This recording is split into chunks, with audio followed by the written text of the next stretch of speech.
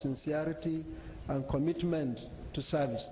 We've just heard from my colleagues how much the amount of billions of dollars that the federal government, the PDP government, has sunk into the power and the energy sector, and nothing to show about it. The services are not there, the money. I think the same goes with the road infrastructure and most of the other infrastructure. When we come on board, given the chance, we are going to ensure sincerity of purpose and commitment to the service of the people and judicious management of resources. If I may give you an example quickly, this morning before I left Kano, I commissioned 150 million liters of water per day, the biggest in West Africa, and we learned there is a PDP state in Nigeria today executing the same project of the same magnitude, has so far spent 20 billion and is still not completed. Now, if I understand it correctly, though, that project that you've made a reference to is not operating at full capacity. It's not? It's not operating at full capacity. That is my understanding. No. It is not operating full capacity because of the failure of the energy, the power. We haven't enough power to mobilize all the 4 big pumps. We have to be alternating the pumps. We haven't the power to do that. We've bought generators, new generators are there, they're not strong enough. We're now trying to tap from the major line that has passed through the state. We've taken permission from the late President Eradu has given us. We're spending over $1 billion to make the water works work. We've spent 6 billion naira to give people of Kano 150 million liters of water. But because of our inability to ensure a regular and reliable source of energy, we're not getting the best and the maximum services of this water supply. So all I'm saying is that most of the problem of this infrastructural provision in Nigeria is not that we haven't the human capacity, we haven't the personnel to do it. It is the problem of insincerity and corrupt practices that go into this system. And it's one of the things that we will be sure to check. And if you want to succeed in the implementation of any program, I give 5 cardinal major points. Number 1, there must be sincerity of purpose. Number 2, there must be proper planning. Number 3, you must get the right people to implement your program. Number 4, there must be judicious management of the resources. And finally, exemplary leadership in the people.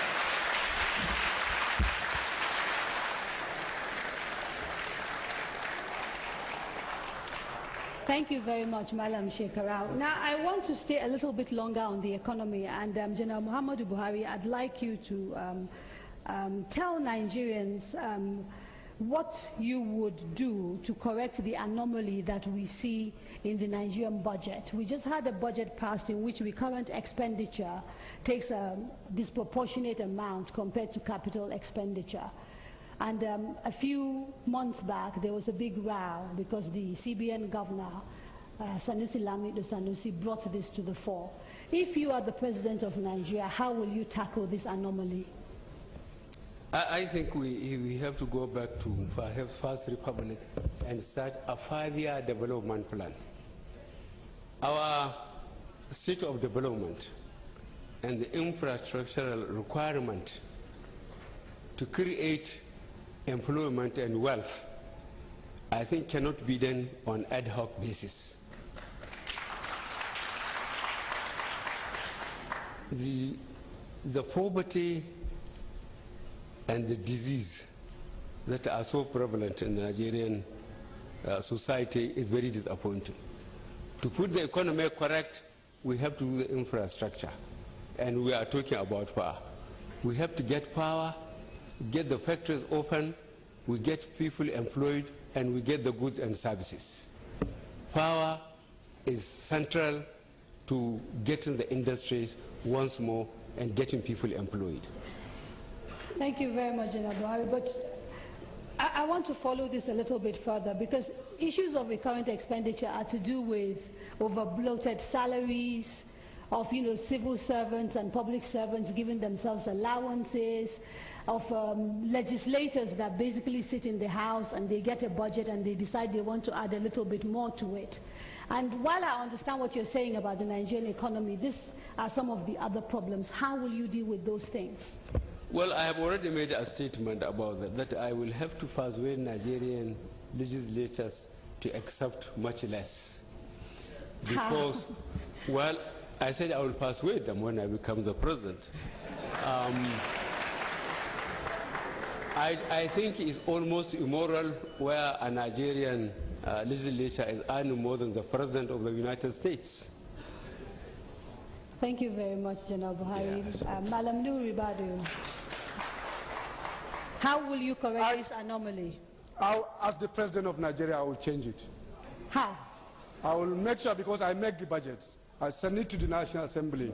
It is my government, though I work with the National Assembly, but it is our responsibility as a president and the team that you have who will lead and then give the direction and the economic chart of the country. What if they refuse? I will insist that the resources, the money that we have, will go to growth and development, not just to continue to service government. It is not right. It's not possible for you to continue to take 75% of what you have and continue to just run government. How do I do it? Simple. Today, in this country, you have over 500 agencies and parastatals. We do not need them. We will reduce them. We will make them in the way that they do not have to turn around. We do intend to also redirect the economy to the private sector, concessioning, get the private sector to participate. I'm afraid I've been told that your time is up. I'd like you to take a stab at that question, please, Malam Shekara. Problems. Number one is the issue of several leakages along the line, fraud going on. I'm happy my brother Nuhu Ribadu has said there are a lot of multiplication of agencies. With all due respect, I want to say that the agency he headed was one of the agencies that we need not to have, because, you see,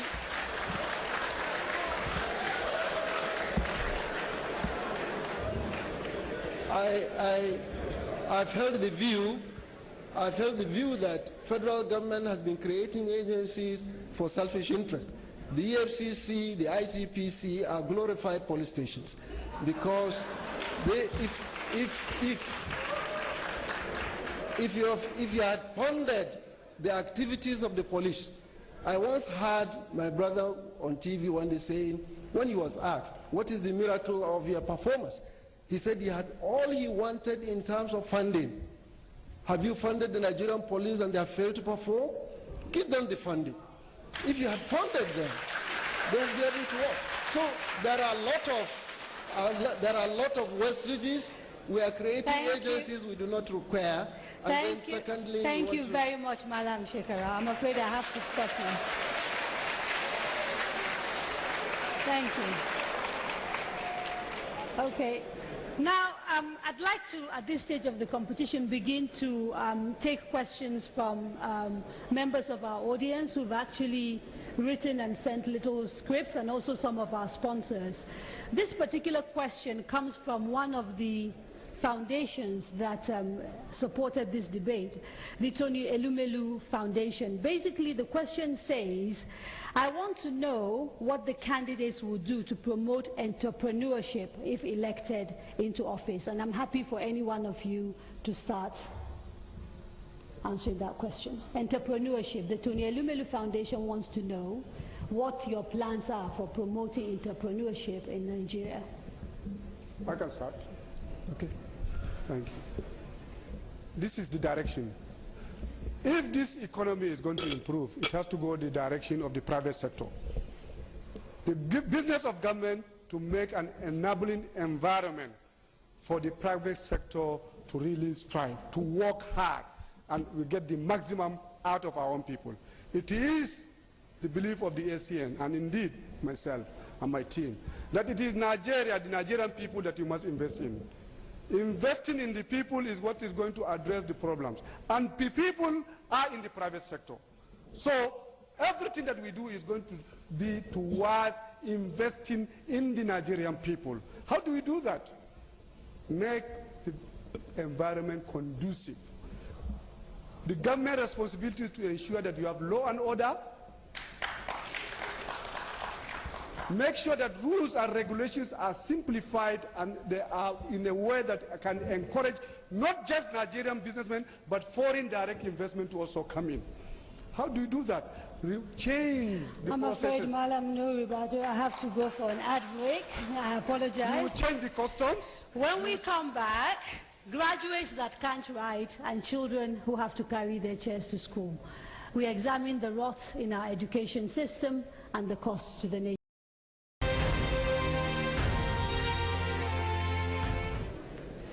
Welcome back. If you're just joining us, you're watching the 2011 NN24 presidential debate. My name is Kadria Ahmed of Next Newspapers. Now, gentlemen, we have a system of public education that produces graduates that are barely literate. What are your plans to give young people the sort of education that you all received? And I'd like to start with General Muhammadu Buhari. Well, there's nothing wrong with our educational system, but we need improvement in the sense that the tertiary institutions, the UBE, the 3 tiers of government, local, state, and the center, must finance the UBE effectively.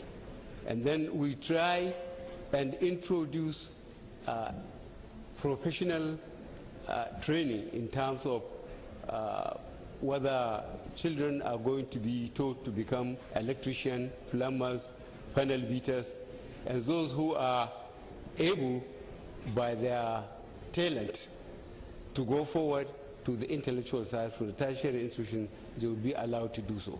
But the federal government must effectively supervise the financing of the UBE.